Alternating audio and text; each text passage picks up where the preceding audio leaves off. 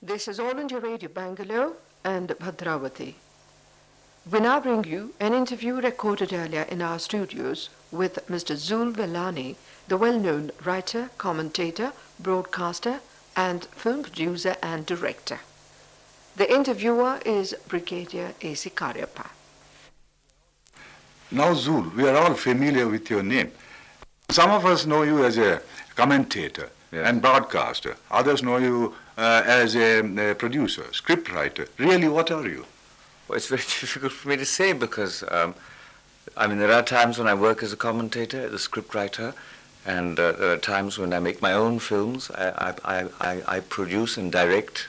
Unfortunately, I was compelled to become a producer because I wanted freedom of expression as a director, which I didn't easily get. So I had to take on this additional burden of being a producer, which means dealing with money and finance and, all the appurtenances which are part of this business of filmmaking. Left to you, you would rather be on the arty side, shall we say? Well, not on the arty side, no. I think that if I had enough money and to be able to be left alone, I would need some money. I think I would write. I think perhaps I am basically a writer. I'd like to live quietly. And writing script? No, not scripts at all, no. Short as a stories novelist or plays or a novels. I know. I've tried my hand at that. I've been writing poetry for nearly 20 years now, and it's just no good. It's just verse. I'm not a poet, no. I'm much happier in prose and probably happier in dialogue. I think plays, perhaps. Then how did you get into this media of mass communication? Well, it's due to an accident. When I was in school, or actually ever since I was a boy, I stammered very badly. I even do now sometimes. But I had a very fine bunch of masters, and schoolboys can be very cruel. I was ragged for my stammering and stuttering for several years, but two of my masters were very good to me, and they encouraged me to go in for the debating society and elocution lessons and to act in plays. And it was as a result of trying to overcome this handicap that I got interested in the stage, in the theatre. I must say it is extraordinary perseverance. In fact, a stammerer taking profession where talking is the bread and butter. It's curious, but paradoxically, it is true in my case.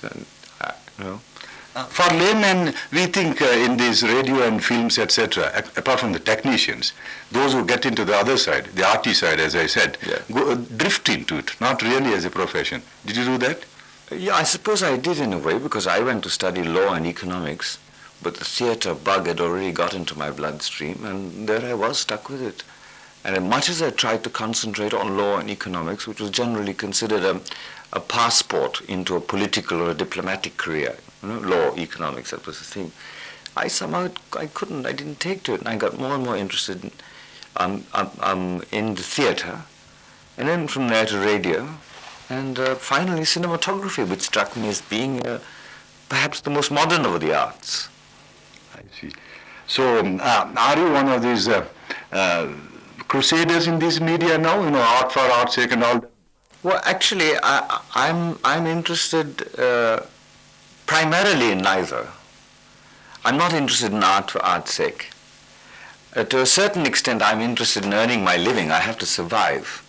But I don't think that with the kind of work I have to do, I do it only for the money I earn. You see, for me, what is very important is that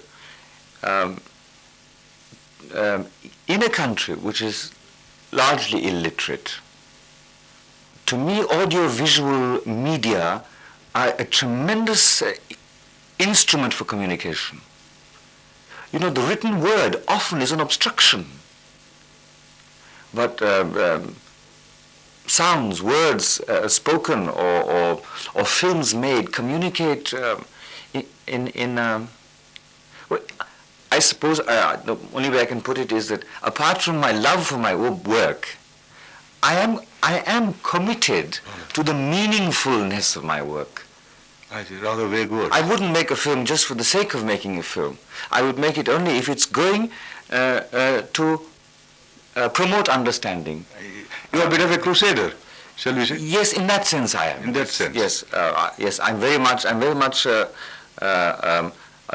Perhaps a very small answer to Mr. Nehru's call about writers and intellectuals and all these people. He complained once that they don't seem involved in the problems that India is facing. They don't seem to be interested. And I was very moved by this talk he gave us once in Bombay a long time ago. And I then wrote to him, and I went and met Mr. Nehru, and after that, well... so you would rather produce films which will sort of educate people. That will be that's your main aim, really. Yes, yes, this is my aim. I mean, provided it doesn't sound patronizing. Rather, of course. You know, the Mysore government, I think, is the only state government which has a department of youth welfare, as far as I know. I see. And they've commissioned me to make this film on youth, the problems and challenges of youth. I mean, this is why I'm here to shoot this film. It's rather a vast field. Yes, it's very vague, but then, yeah, I see what you mean. It is very vast, because this is the problem that has been exercising my mind ever since the proposal was first mooted.